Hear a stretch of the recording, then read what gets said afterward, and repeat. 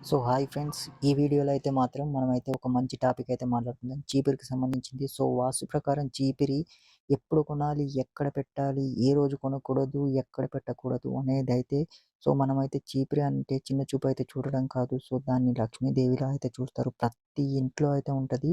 ఈ ఇల్లు, ఆ ఇల్లు అనేది కాదు. సో ఈ మతం, ఆ మతం అనేది కాదు. సో ప్రతి ఒక్కరి ఇంట్లో అయితే ఉంటది. సో వీడియో అయితే చివరిదాకా అయితే చూడండి. మంచి టాపిక్. సో ప్రతి ఒక్కరికి ఉపయోగపడుతది. సో ప్రతి ఒక్కరింట్లో అయితే చీపురైతే కొనాల్సిందే, ఉండాల్సిందే. సో ఇది లేదు అనే దానికన్నా సో మీ ఇంట్లో చీపురు ఉన్నది అనేది కంపల్సరీ ఉంటది. సో ఎక్కడైనా ప్రతి ఒక్క ఆఫీస్‌లో గాని ఇళ్ళనే కాదు, ఆఫీస్‌లో అయినా ఎక్కడైనా కూడా చీపురనేది ఉంటది. సో వాస్తు ప్రకారం ఇంటిని నిర్మిస్తాం. ఇంటిని నిర్మించడమే కాదు. సో అందులో కొనే వస్తువులు కూడా సో చాలా ముఖ్యము. సో అందులో ఈ ఒక్క చీపురనేది చాలా చాలా ముఖ్యము. సో దానివల్ల ఫలితాలు ఏం జరుగుతది? దానివల్ల దుష్ఫలితాలు అంటే నష్టాలు ఏం జరుగుతాయి అనేదైతే చాలా మందికైతే తెలవదు. కాకపోతే ఈ వీడియో చూసి అయితే తెలుసుకోండి. చాలా మందికి తెలవకపోవచ్చు. సో ఎవరైనా వీడియో కొత్తగా చూస్తున్న వాళ్ళైతే ఛానల్ అయితే సబ్స్క్రైబ్ చేసుకొని లైక్ చేయండి. అలాగే మీ ఫ్రెండ్స్, ఫ్యామిలీ మెంబర్స్‌కైతే షేర్ అయితే చేయండి. ఓకేనా? సో టాపిక్‌లోకి అయితే వెళ్ళిపోదాం. సో ఏ రోజు కొనాలి, ఎక్కడుంచాలి అనే దాన్ని చాలా ముఖ్యం. అప్పుడు వాస్తు దోషాలు లేకుండా మంచి ఫలితాలైతే వస్తాయి. సో ఆ కోవలో ప్రతి ఒక్కరి ఇంట్లో అయితే తప్పనిసరి చీపురు అయితే ఉంటుంది. సో వాస్తు శాస్త్రంలో చీపురుకు ఒక ప్రత్యేక స్థానం అయితే ఉంది. చీపురుకు సంబంధించిన కొన్ని విషయాలైతే మనమైతే మాట్లాడుకుందాం. సో మనలో శాస్త్రం ప్రకారం చీపురుని కొనడానికి ఇంట్లో ఎక్కడ ఉంచాలి, కొన్ని నియమాలైతే ఉంటాయి. సో దాన్ని కూడా మనం చీపురుని ఏంటి లక్ష్మీదేవిగా పరిగణిస్తాము. దాన్ని కాలుతో కూడా తొక్కడానికి కూడా మనం ఎవరైనా కాలుతో తొక్కినా కూడా దాన్నైతే మనమైతే అందరూ కూడా మొక్కుతారు. ఎందుకనంటే లక్ష్మీదేవిగా పరిగణిస్తారు.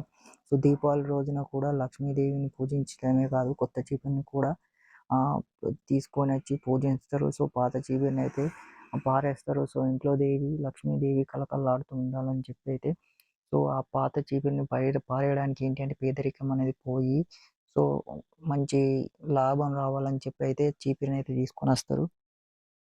సో అయితే మనం వాస్తు ప్రకారంగా ఏ రోజు కొనాలి అనేది సో ఇప్పుడైతే చెప్తున్నా. సో అందరూ కూడా జాగ్రత్తగా వినండి. సో వాస్తు ప్రకారంగా అయితే మంగళవారము, శుక్రవారము, దీపావళి రోజు చీపురు కొనడం శుభప్రదము భావిస్తారు. అలాగే గురువారం లేదా శుక్రవారం కూడా కొత్త చీపురు అయితే కొనుక్కోవచ్చు.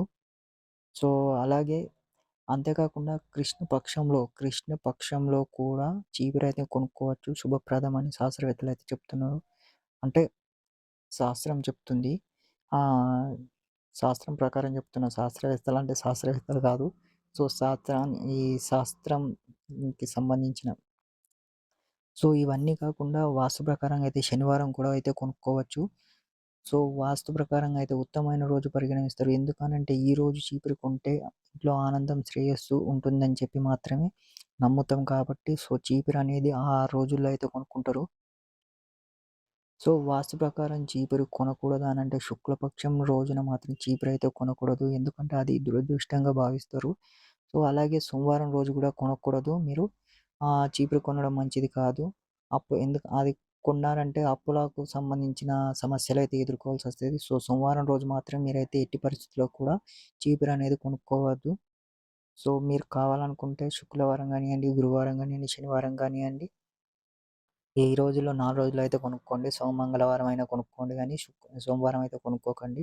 సో, వాస్తు ప్రకారం చీపురు ఉంచడానికి సరైన దిశ ఏంటి అనంటే, వాస్తు ప్రకారంగా అయితే ఇంటి దక్షిణం లేదా నైరుతి దిశలోని చీపురు ఉంచాలి. ఈ దశలో ఉంచినట్లయితే ఆనందము, శ్రేయస్సు ఉంటుంది. అంతేకాకుండా వ్యాయామం లేదా పశ్చిమ దిశలో కూడా చీపురునైతే ఉంచడం శుభప్రదము.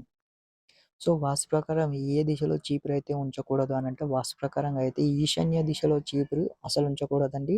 సో, అలాగే చీపురును వంటగదిలో, బెడ్‌రూమ్‌లో ఎప్పుడూ ఉంచకూడదు. గుర్తుపెట్టుకోండి వంటగదిలో గానీ, బెడ్‌రూమ్‌లో గానీ ఎప్పుడు కూడా ఉంచకూడదు. అంతేకాకుండా చీపురును నిలబెట్టకూడదు. దానికి బదులుగా పడుకోబెట్టాలి. సో, ఎప్పుడు కూడా మీరు ఇలా స్ట్రెయిట్‌గా అయితే నిలబెట్టకూడదు. సో, ఎప్పుడు కూడా ఇలా పడుకోబెట్టి ఉంచితేనే సో, అది మంచిది అన్నట్టు. సో, ముఖ్యంగా చెప్పాల్సింది ఏంటి అనంటే ఇంట్లో విరిగిన పాత చీపుర్లు ఏవైతే ఉంటాయో వాటిని వాడడం మానేయండి.